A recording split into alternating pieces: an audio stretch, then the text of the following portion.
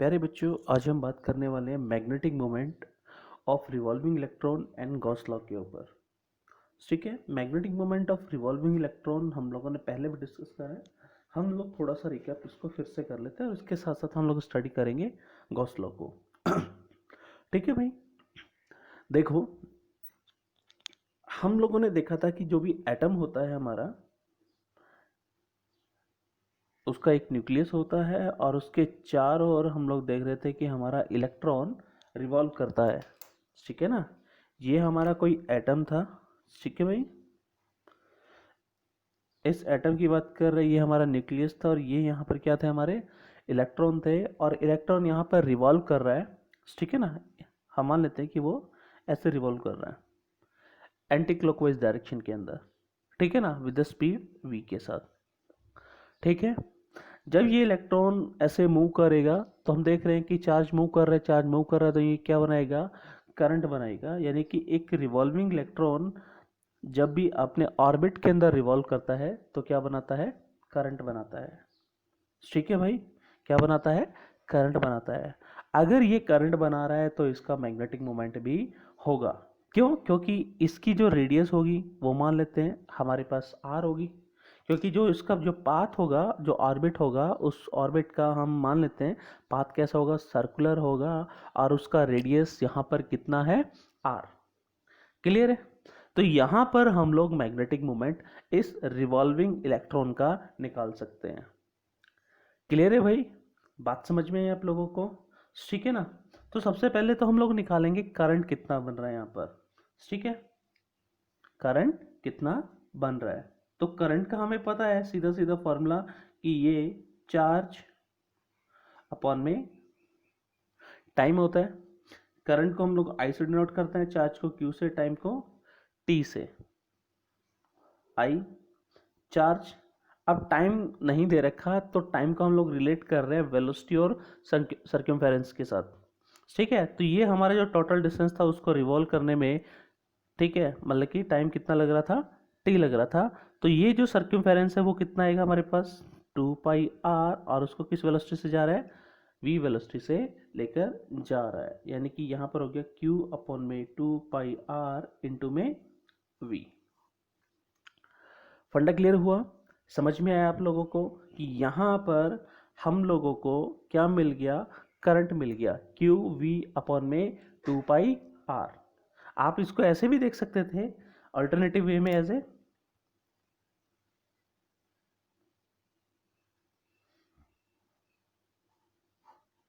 कि यहाँ पर जो इलेक्ट्रॉन था जो रिवॉल्व कर रहा था, मान के चले कि उसका एंगुलर वेलोसिटी कितना था, ओमेगा था। तो उस केस के अंदर आप लोगों ने देखा कि ये क्या हो जाएगा, क्यू इंटू में एफ, यानी कि 1 अपॉन में टाइम, चार्ज अपॉन में टाइम, या चार्ज इंटू में फ्रीक्वेंसी हम लोग लिख सकते हैं। तो चार्ज इंटू में frequency, I is equal to E into F हो गया। और हम लोग कह सकते हैं ई और एफ की जगह पे हम लोग लिख सकते हैं ओमेगा अपॉन में 2 पाई। तो ये रिलेशन भी हमारा वैलिड है, ये वाला रिलेशन भी हमारा वैलिड है। यानी कि आई की वैल्यू या तो हम लोग ई ओमेगा अपॉन में 2 पाई लिख दें, या हम लोग लिख दें क्यू यानी कि ई वी अपॉन में 2 पाई आर। फंडा क्लियर है? समझ में आया कि जब भी एक इलेक्ट्रॉन अपने ऑर्बिट के अंदर रिवॉल्व करता है तो वो बनाता है करंट। ठीक है, वो करंट हम लोगों ने निकाला। ठीक है, और एरिया यहाँ पर रिज्यूम करके चले, कितना आएगा, एरिया ऑफ द ऑर्बिट वो हो जाएगा पाई r²। मैग्नेटिक मोमेंट यहाँ पर आ जाएगा हमारे पास, आई इंटू में ए होता है बच्चों, होता है कि नहीं होता, आई इंटू में ए। आप लोगों ने देखा है कि करंट के केस में हमारा जो मैग्नेटिक मोमेंट आता है वो आई इंटू ए आता है। क्लियर है फंडा? समझ में आया आप लोगों को? मैग्नेटिक मोमेंट यहाँ पर आई कितना है, ई वी अपॉन में 2 पाई आर, और एरिया यहाँ पे पाई r²। पाई से पाई को बाहर का रास्ता दिखा देंगे, एक आर से एक आर को कैंसिल कर देंगे, मैग्नेटिक मोमेंट आ गया ई वी आर अपॉन में 2। क्लियर है? और यहाँ पर अगर v की वैल्यू पुट करते हो तो v क्या होता है हमारे पास, r ओमेगा होता है। अगर ओमेगा की वेलोसिटी के टर्म में लिख रहे हैं, ओमेगा यहाँ पे क्या है, एंगुलर वेलोसिटी, तो m यहाँ पे आ गया e omega R square upon में 2 या ई वी आर अपॉन में 2। फंडा क्लियर हुआ, बात समझ में आई आप लोगों को? ठीक है, तो हम लोगों को पता चला मैग्नेटिक मोमेंट के बारे में। जब भी कोई इलेक्ट्रॉन किसी भी ऑर्बिट के अंदर रिवॉल्व करता है तो उसका magnetic moment E V R upon में 2 है, या एंगुलर वेलोसिटी उसकी दे रखी है तो E omega R square upon में 2। ठीक है भाई, जब इलेक्ट्रॉन रिवॉल्व कर रहा था तो हम मान के चलते हैं कि उस इलेक्ट्रॉन का कुछ ना कुछ तो मास होगा, उस इलेक्ट्रॉन का कुछ ना कुछ मास तो जरूर होगा। मान के चलते हैं कि मास उसका कितना है, m। ठीक है, तो यहाँ पर उसका एंगुलर मोमेंटम भी निकाल सकते हैं। क्या निकाल सकते हैं, एंगुलर मोमेंटम।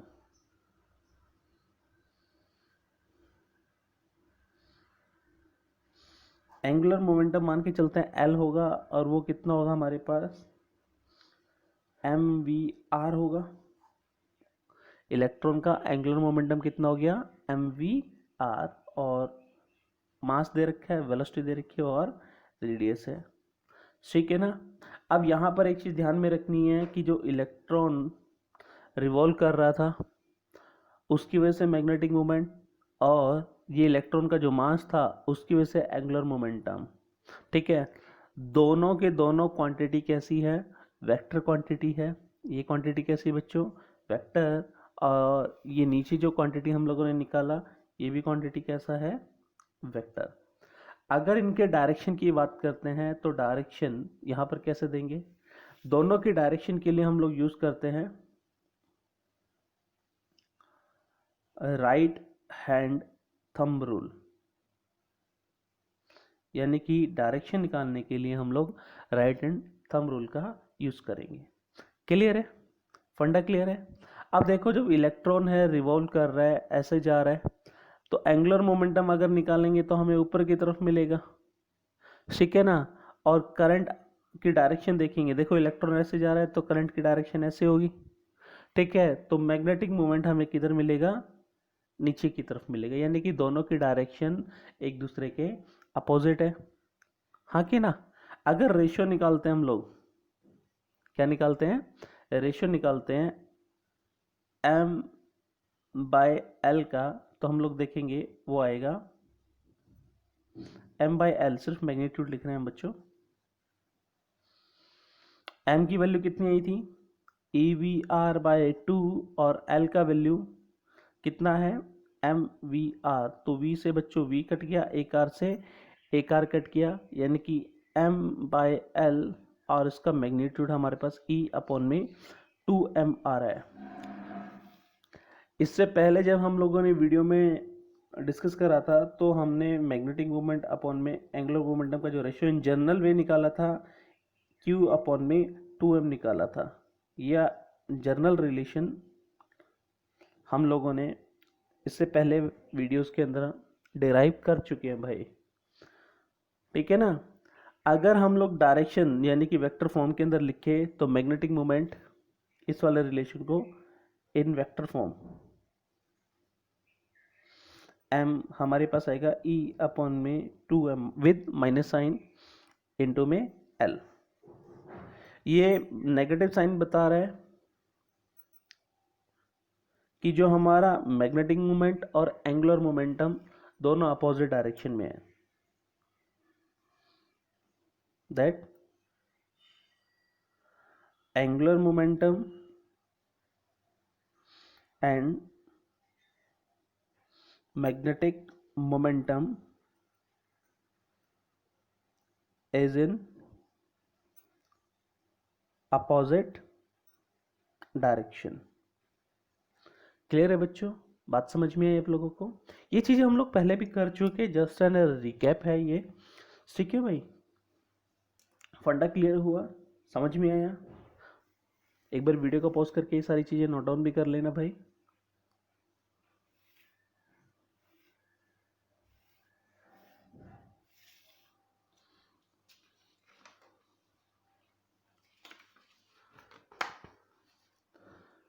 अब देखो बच्चों, जब एक एटम की बात हम लोग करते हैं और उसके चारों ओर हमारा इलेक्ट्रॉन रिवॉल्व करता है, ठीक है ना।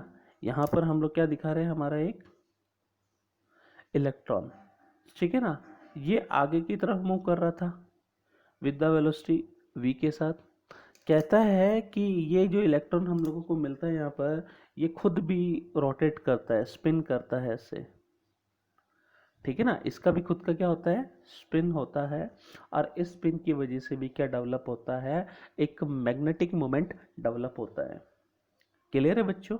इसके खुद के स्पिन की वजह से भी क्या डेवलप होता है, मैग्नेटिक मोमेंट डेवलप होता है। इससे पहले हम लोगों ने इसके रोटेशन की वजह से निकाला था, अभी इसके स्पिन की वजह से निकाल रहे हैं, ठीक है ना।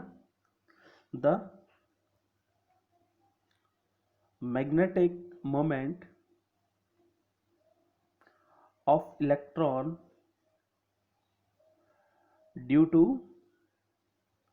इट्स स्पिन, इसके स्पिन की वजह से कितना होगा वो निकालने वाले हैं। तो मैग्नेटिक मोमेंट स्पिन की वजह से निकालने वाले हैं, तो ms मैंने यहाँ लिख दिया। क्लियर है बच्चों। वो आएगा यहाँ पर E अपॉन में m विद नेगेटिव साइन, और यहाँ पर ये s वेक्टर, ये s यहाँ पर हमारा एंगुलर मोमेंटम है। क्लियर है। एंगुलर स्पिन मोमेंटम यहाँ पर लिखो, ज़्यादा सही रहेगा। Angular spin momentum. E यहाँ पर चार्ज है,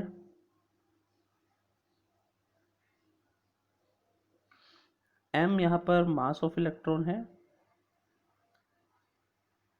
और ये हमारा हो गया बच्चों स्पिन मैग्नेटिक मोमेंट। क्लियर है, फंडा समझ में आया। अगर यहाँ पर अब हम लोग टोटल मोमेंटम निकालते हैं, सॉरी टोटल मैग्नेटिक मोमेंट हम लोग निकालते हैं, वो आएगा, मान लेते हैं m आएगा, और वो m प्लस में ms आ जाएगा। इसको थोड़ी देर के लिए l मान लेते हैं। क्या मान लेते हैं, l। पीछे जो हम लोग ने डिराइव करा मैग्नेटिक मोमेंट, यहाँ पर इसको हम लोग l कंसिडर करके चलते हैं इस डेरिवेशन के लिए, ठीक है भाई। थोड़ा सा हमारे लिए इजी हो जाएगा, ठीक है। ml, क्योंकि ये लीनियर के लिए निकाला था, ये स्पिन का निकाल रहे हैं, तो ms से रिप्रेजेंट कर दिया, ठीक है। अब m हमारे पास कितना होगा, ml कितना है, माइनस का e अपॉन में 2m लीनियर मोमेंटम, प्लस में माइनस का e बाय m इंटू में spin angular momentum. Common term बाहर ले लेंगे, माइनस का e अपॉन में 2m बाहर ले लेता हूँ, अंदर की तरफ जो बचेगा l प्लस में 2s बच जाएगा बच्चों। यानी कि देखो 2 भी मैंने बाहर ले लिया, तो s के साथ 2 मल्टीप्लाई हो जाएगा। ये हमारे पास आ गया नेट मैग्नेटिक मोमेंट। क्लियर है। इससे जुड़े कुछ न्यूमेरिकल करते हैं, ठीक है भाई।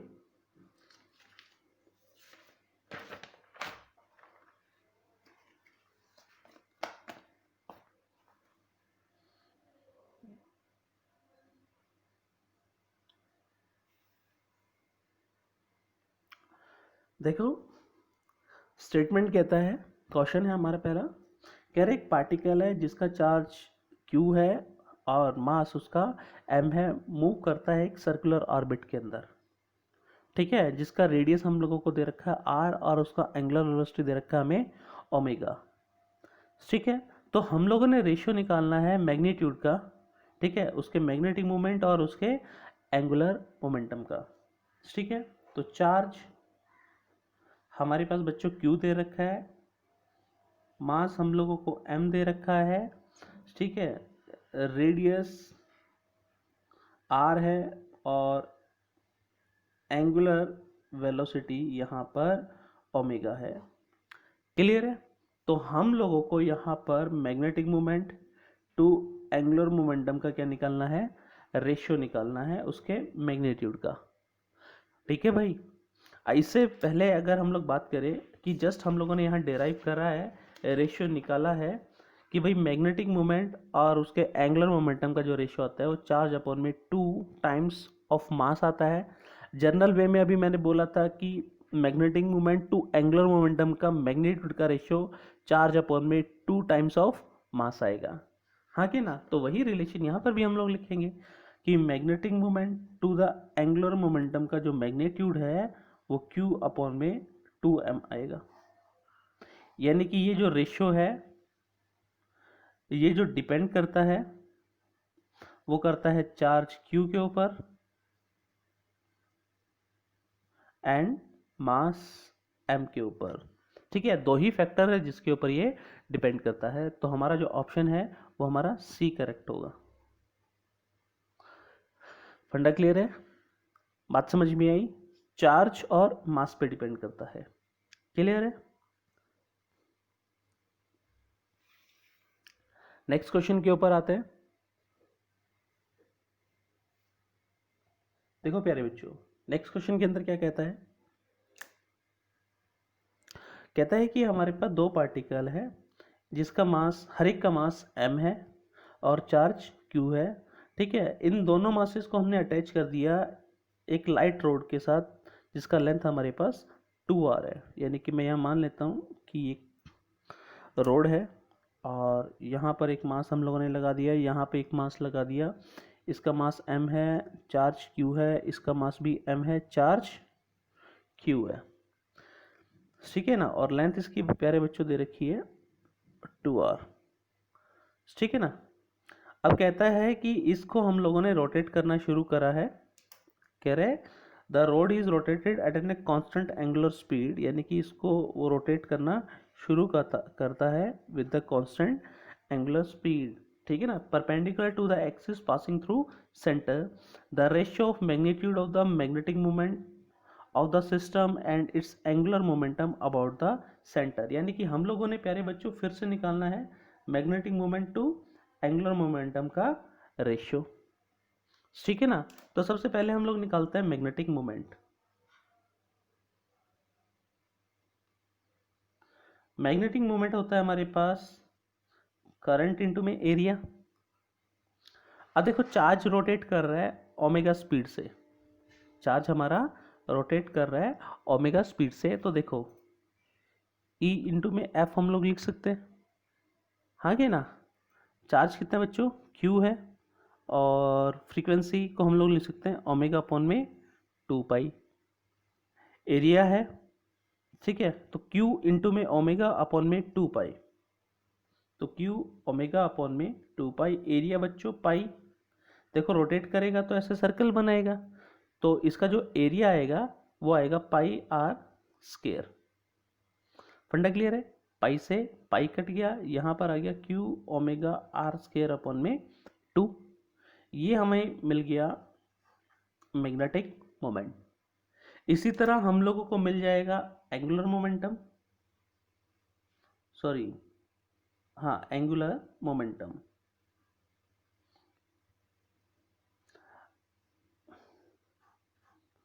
अब एंगुलर मोमेंटम जो आएगा वो आता है आई इंटू में ओमेगा।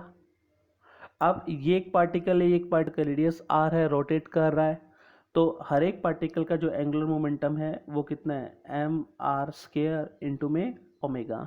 पार्टिकल कितने बच्चों दो।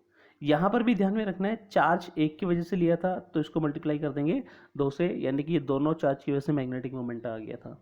ठीक है, ये छोटी सी चीज़ थी, ये और ध्यान में रखना, क्योंकि हम लोगों ने सिर्फ एक चार्ज की वजह से करंट निकाला था, एक चार्ज की वजह से मैग्नेटिक मोमेंट निकाला था, लेकिन यहाँ पर चार्ज एक और एक दो हैं, तो दो की वजह से मैग्नेटिक मोमेंट टोटल कितना होगा, तो इसको 2 से हम लोग मल्टीप्लाई कर देंगे, 2 से 2 कट गया, ये आ गया हमारे पास Q ओमेगा आर स्क्वायर। ठीक है भाई, फंडा क्लियर है। अब हम लोगों ने निकालना है m by L, m by L का मैग्नीट्यूड। m की वैल्यू बच्चों Q ओमेगा आर स्क्वायर और ये होगी 2m R square omega. Clear है, ओमेगा से ओमेगा कट गया, आर स्क्वायर से आर स्क्वायर कट गया। m बाई एल देखो ये आ रहा है m बाई एल जो मैग्नीट्यूड है Q अपॉन में 2m आ रहा है। क्लियर है, समझ में आया? तो यहाँ पर रेशियो कितना होगा, Q अपॉन में 2m होगा और हमारा ऑप्शन ए यहाँ पर करेक्ट हो गया। ठीक है, आप लोगों को याद होगा कि हम लोगों ने इससे पहले वीडियोस के अंदर जहाँ पर भी हम लोगों ने एंगुलर मोमेंटम की बात करी थी और सॉरी रेशियो निकाला था magnetic moment to angular momentum, तो हमने रेशियो वहाँ पर भी Q अपॉन में 2m निकाला था और इसके साथ साथ हम लोगों ने ये भी कहा था कि प्यारे बच्चों ये Q/2m का रेशियो हर एक के लिए वैलिड होगा, ठीक है, चाहे वो हमारे डिस्क हो चाहे हमारे लिए वो रिंग हो, ठीक है, तो रेशियो Q/2m ही आएगा। और यहाँ पर हम लोगों ने एक फाइनाइट यानी कि दो फाइनाइट पार्टिकल के लिए भी मैग्नेटिक मोमेंट और एंगुलर मोमेंटम का रेशियो निकाला है, वो भी क्या आ रहा है, Q/2m ही आ रहा है। ठीक है भाई, फंडा क्लियर है, समझ में आया? आगे बढ़ते हैं नेक्स्ट क्वेश्चन की तरफ।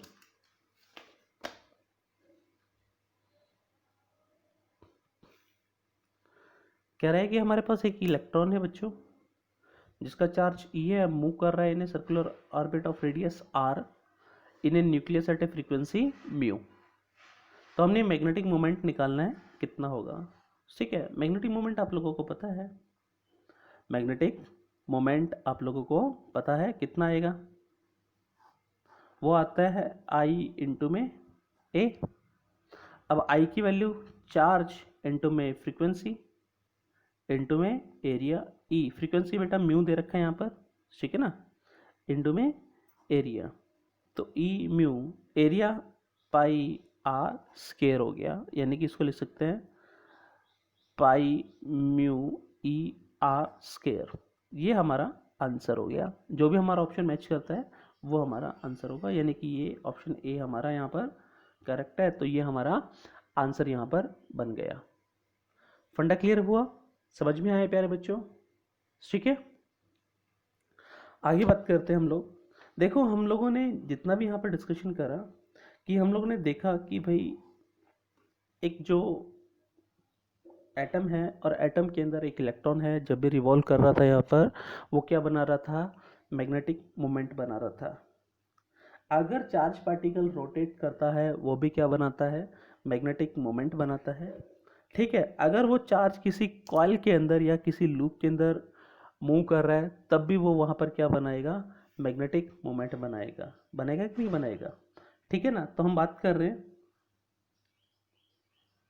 मैग्नेटिक फील्ड इन ए कॉइल या सोलेनॉइड। इसको कुछ ऐसे समझते हैं, सबसे पहले बात कर रहे हैं कॉइल की, कॉइल की बात करते हैं, मैग्नेटिक फील्ड इन ए कॉइल।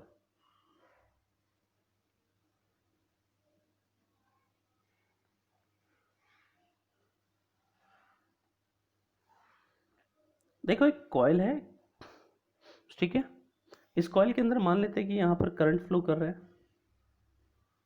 हाँ कि ना, और इसका जो रेडियस है वो मान के चलते हैं हमारे पास कितना है, स्मॉल r है, और इससे कोई डिस्टेंस है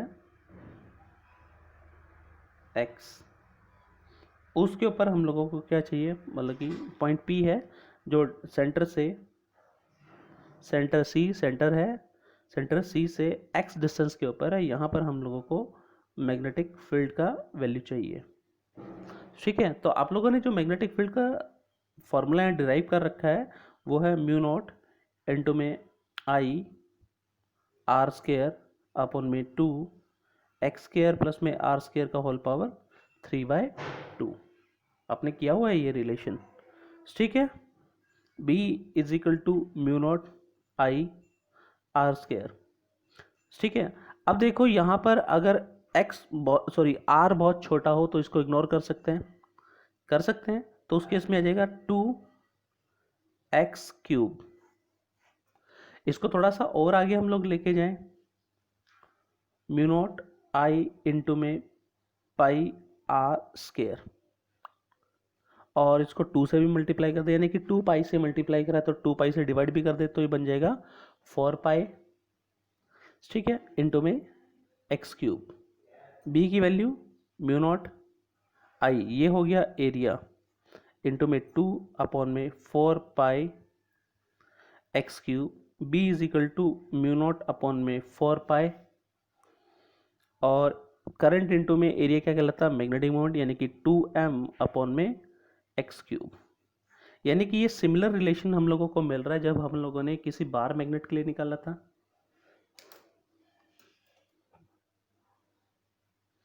this is the similar relation which we derive, मैं यहां लिख देता हूं,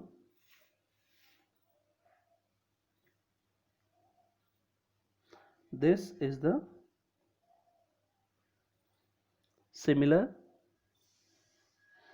kind of relation we derive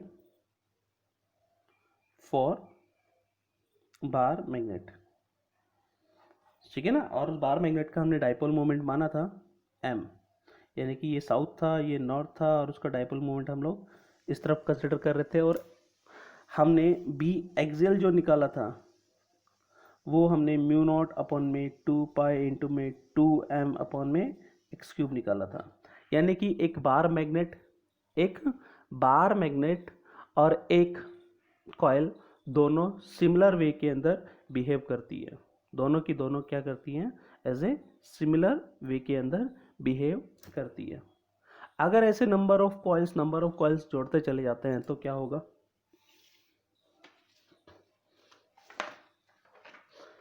मान के चलते हैं कि हमने नंबर ऑफ कॉइल्स को ऐसे जोड़ा और ये एक शेप ले लेता है सोलेनॉइड का।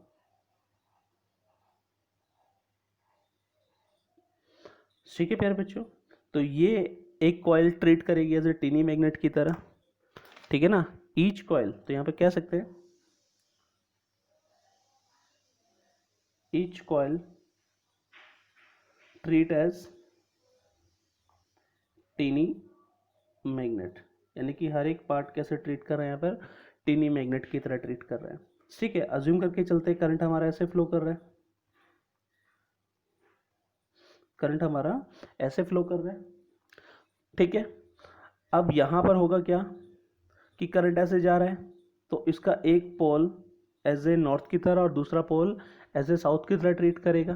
तो अज्यूम कर रहे हैं ये हमारा नॉर्थ है, ये हमारा साउथ है, ये दूसरा कॉइल हो गया, तो ये कैसे ट्रीट करेगा, एज ए टीनी मैग्नेट।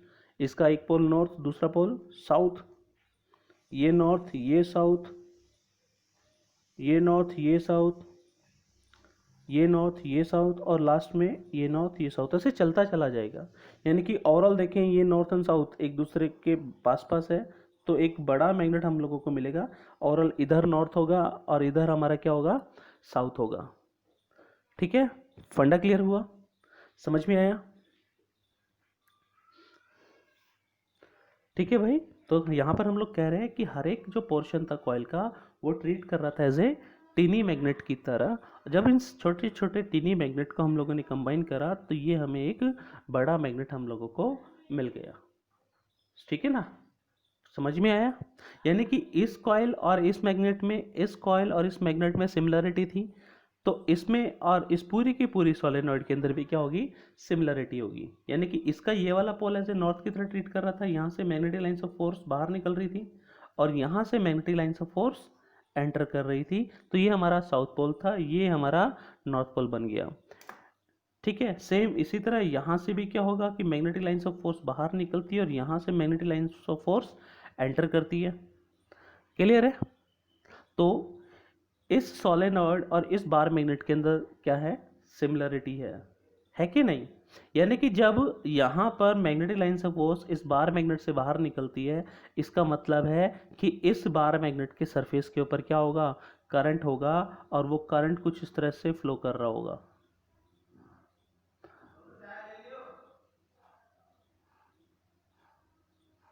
ठीक है ना, यहाँ पर ये क्या होगा, एक करंट होगा, ठीक है ना। ये करंट हमारा क्या लाएगा, सरफेस करंट। और ये सरफेस करंट आया कहाँ से, ये सरफेस करंट आया कहाँ से, कह रहे हैं कि जब एक बार मैग्नेट की बात करते हैं तो बार मैग्नेट को दिखाने के लिए ऐसे एक छोटा सा सिलेंड्रिकल क्रॉस सेक्शन एरिया दिखा रहा हूँ। ठीक है ना, ठीक है, नॉट ऑन स्केल, ठीक है, कॉन्सेप्ट मॉडल है बच्चों, ठीक है। तो यहाँ पर अगर ये वाला पोल एज ए नॉर्थ की तरह ट्रीट कर रहा है तो इसके अंदर क्या होंगे, एटम्स होंगे, और एटम के अंदर कौन रिवॉल्व कर रहा है, इलेक्ट्रॉन रिवॉल्व कर रहे हैं।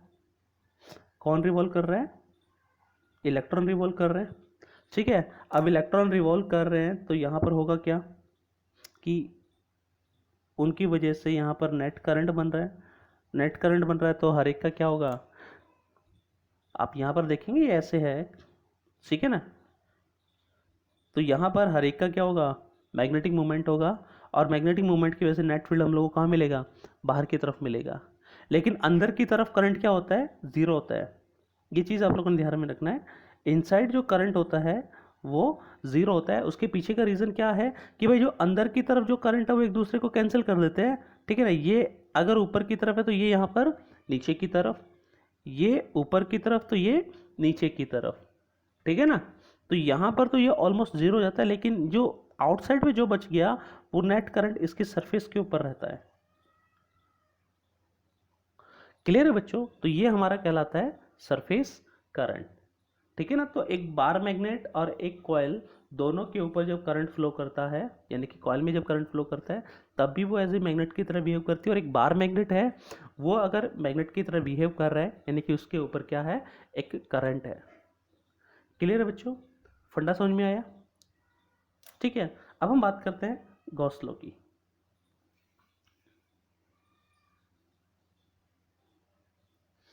Gauss law in magnetism. देखो इन इलेक्ट्रोस्टैटिक की बात कर रहा हूं सबसे पहले। इलेक्ट्रोस्टैटिक के अंदर हमने जो फ्लक्स निकाला था, ठीक है, वो आया था E dot D S is equal to Q by epsilon naught, ठीक है ना। और अगर हम लोग फ्लक्स निकाल रहे हैं किसी डाइपोल के लिए इन इलेक्ट्रिक के अंदर, तो ई डॉट डी एस जो आ रहा था प्यारे बच्चों वो ज़ीरो आ रहा था। क्यों, क्योंकि डाइपोल के अंदर क्या था कि एक पॉजिटिव और एक नेगेटिव चार्ज दोनों थे, एक की वजह से फील्ड बाहर निकलेगा, दूसरी की वजह से फील्ड अंदर आएगा। यानी कि अगर इसके चारों ओर हम लोग गॉसियन सरफेस बना रहे थे, क्या है ये, गॉसियन सरफेस, तो इसके साथ जो टोटल फ्लक्स लिंक कर रहा था वो क्या था, ज़ीरो था, ठीक है ना। ये हमारा डाइपोल है, और इस डाइपोल का जो टोटल फ्लक्स इस गॉसियन सरफेस के साथ जो लिंक कर रहा था वो हमारा क्या था प्यारे बच्चों, वो ज़ीरो था, ठीक है। फंडा क्लियर हुआ, समझ में आया आप लोगों को, ठीक है। जब हम बात करते हैं मैग्नेटिज्म की, ठीक है ना, गॉस लॉ इन मैग्नेटिज्म, तो यहाँ पर जो फ्लक्स होगा B डॉट डी एस वो भी क्या होगा, ज़ीरो होगा। ज़ीरो होने की वजह क्या है कि जो भी मैग्नेट होता है हमें पता चलता है कि उसके जो पोल्स है वो पेयर में एग्जिस्ट करते हैं, ठीक है ना। तो ये हम कहते हैं magnetic pole always exist in pair. यानी कि अगर इसके चारों हम लोग कोई गॉसियन सरफेस बनाते हैं, क्या बनाते हैं, गॉसियन सरफेस बनाते हैं, तो इससे जो नेट फ्लक्स लिंक करेगा वो प्यारे बच्चों कितना होगा, ज़ीरो होगा। क्योंकि इसकी वजह से अगर आउटसाइड होगा, इसकी वजह से क्या होगा, इनसाइड होगा। यानी कि जब भी किसी मैग्नेटिक लाइंस की बात करते हैं, इलेक्ट्रिक लाइंस की बात नहीं कर रहे, मैग्नेटिक लाइंस की बात कर रहे हैं, अगर वो एंटर कर रही है तो बाहर भी निकलेगी, क्योंकि वो हमेशा कैसा लूप बनाती है, क्लोज लूप बनाती है। तो आप लोगों ने ध्यान में रखना है कि मैग्नेटिक या मैग्नेटिज्म के लिए अगर गॉस लॉ अप्लाई कर रहे हैं तो उसकी वजह से जो नेट फ्लक्स हम लोगों को मिलेगा वो प्यारे बच्चों क्या मिलेगा, ज़ीरो मिलेगा, ठीक है भाई। ये चीज़ का आप लोगों ने ध्यान में रखना है, ठीक है। एक बार वीडियो को पॉज करके ये सारी चीज़ें नोट डाउन भी कर लेना, और स्टिल कोई क्वेरी है, कोई डाउट रहता है तो आप लोग मुझसे पूछ लेना, ठीक है भाई। Thank you.